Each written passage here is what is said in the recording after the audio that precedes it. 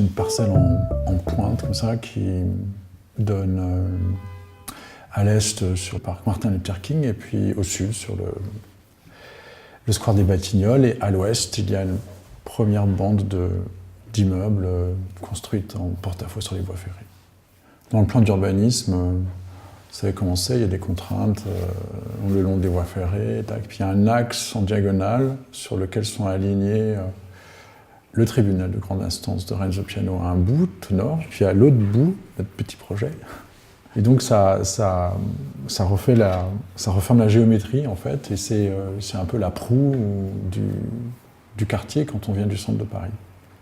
Le concours était ouvert à un couple d'architectes, un duo. Et donc il y a une partie du programme qui est le socle, et puis qui se relève à la proue, voilà, que je dessine, et posé sur cet élément, il y a la partie que dessine Marc.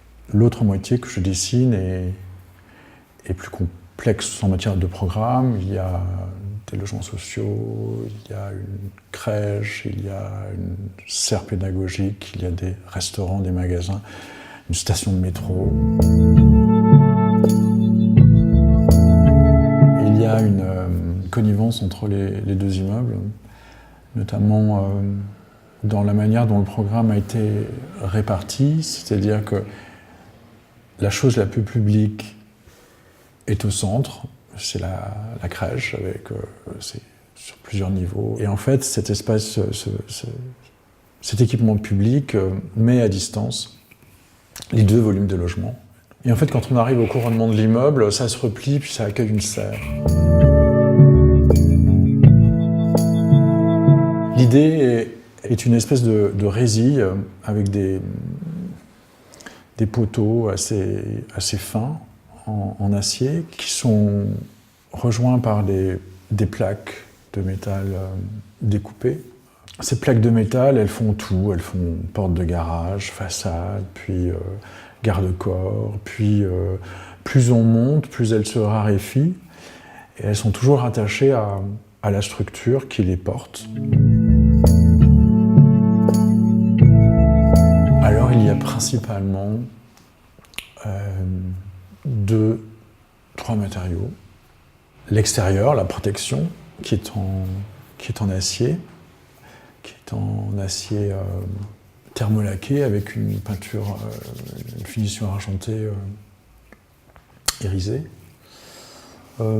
La structure est en maçonnerie, et derrière la première peau en métal, ce sont des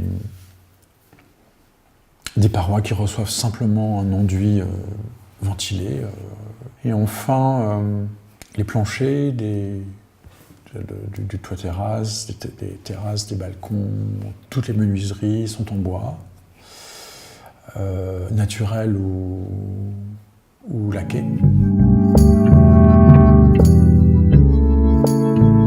On accède au cœur de l'îlot par un portail, et puis il y a cet espace extérieur qu'on a appelé le parvis, qui distribue l'entrée des logements sociaux, l'entrée de la serre éducative, il y a l'entrée de la crèche.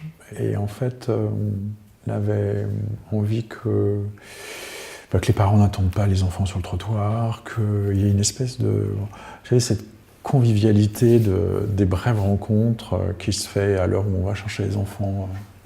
Et donc il y a des artistes qui interviennent à plusieurs endroits, et dans cette